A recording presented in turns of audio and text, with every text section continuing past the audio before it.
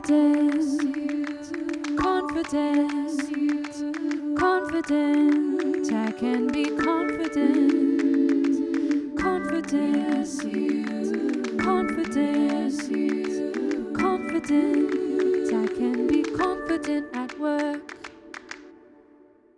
What if there was one thing that you could always be confident of, no matter what?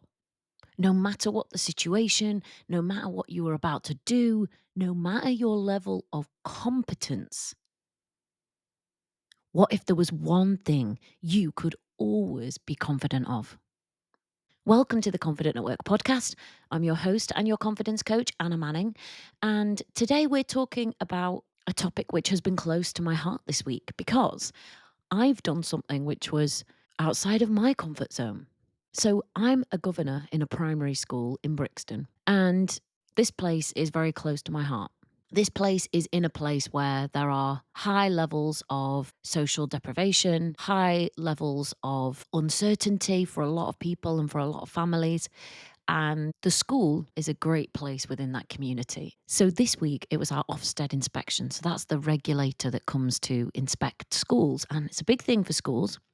So they call you up on a Monday and then they come into school on a Tuesday and a Wednesday. And I gathered with a group of governors, with 3 other governors, and we had a meeting with that Ofsted inspector.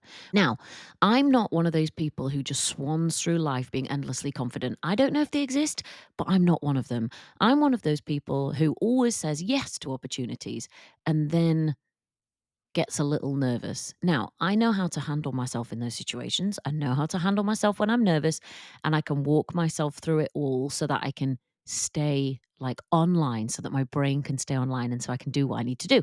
Through all of that, I knew that there was one thing that I could always be confident of. Always. And I did not used to be confident in this thing at all because for me, it didn't exist. And that is how I'm going to treat myself after the fact. So let's say back in the day, let's say I did that meeting 5 years ago and I went into that meeting and I messed up, I forgot things, I couldn't answer questions I should have known. I would have come out of there and I would have beat myself up for that.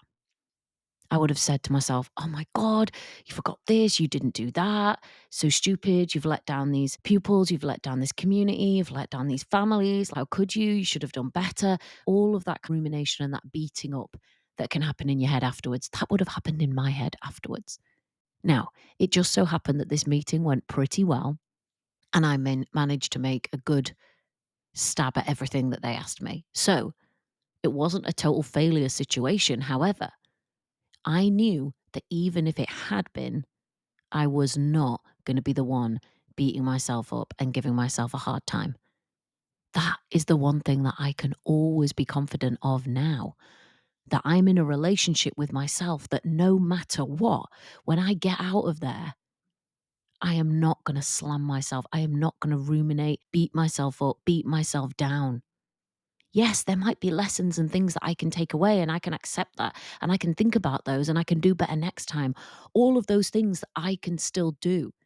But the bit that I can't do, the bit that I won't do, the bit that I don't do is to beat myself up to high heaven, tear a strip off myself like I used to. And maybe like you still do. And when you're going into those out of comfort zone situations, when you're going into those big scary moments, your brain knows what you're going to do afterwards. You know if you're going to beat yourself up afterwards, if that's your habit, if that's just the way you operate. And it makes it 10 times scarier. It makes it way more stressful. It makes it harder to be present, to give a good account of yourself, to think on your feet. When you know that you're going to beat yourself up to high heaven after, if anything, any little thing isn't perfect, it's way more stressful even going in there, even opening your mouth. So now, because I don't do that, I can be confident I'm not going to beat myself up afterwards no matter what. I don't have as much stress going into the situation. Now, that's my situation. But what if we brought this to yours?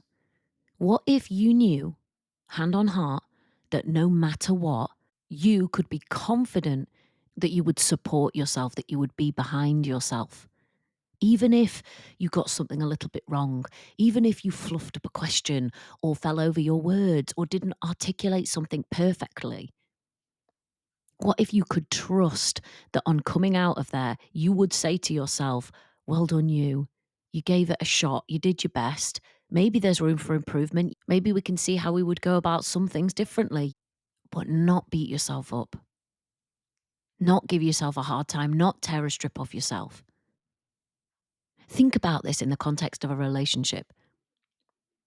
If you had a really good boss and they were really supportive and they really helped you to be at your best, at your most confident, at your most effective, I doubt they're tearing strips off you after you do something.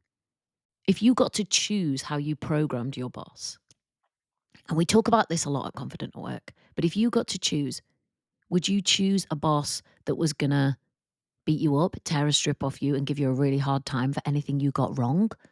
Ruminate? Remind you for 3 days? Or would you choose one that said, chin up, you got some of that really right, it was good. And yeah, maybe there are some little bits that we can think about for improvement, so let's do that. And you'll go in there next time and it'll be better. All right, which boss would you choose? You know which boss you would choose. You would choose the supportive boss because that is the one who would spur you on. That is the one that would help you not to feel so stressed. That is the one that would help you with your confidence. All I'm suggesting is that you could choose that on the inside too. I have done, and I can tell you, it has revolutionized my life. I even say to myself sometimes now when I'm going into something, and I don't care if you fall flat on your actual face, I will be proud of you. I will support you. I will not beat you up. I'm going to be there at the back end saying, well done, you. You went for it. You did it. You tried. Imagine the difference that would make on going into something, in being in something, and then the difference it would make afterwards. I think it makes you braver. I think it makes you stronger. And I think it makes you more confident. So what if there was one thing that you could always be confident of?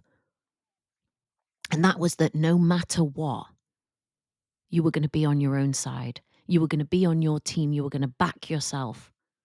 And that would include you saying, well done, you. I know you found that hard. And maybe even in some ways you failed. But I'm proud of you. All right. That's all I have for you this week. I will see you in next week's episode. Bye. Confident, confident, confident. I can be confident, confident, confident, confident. I can be confident at work.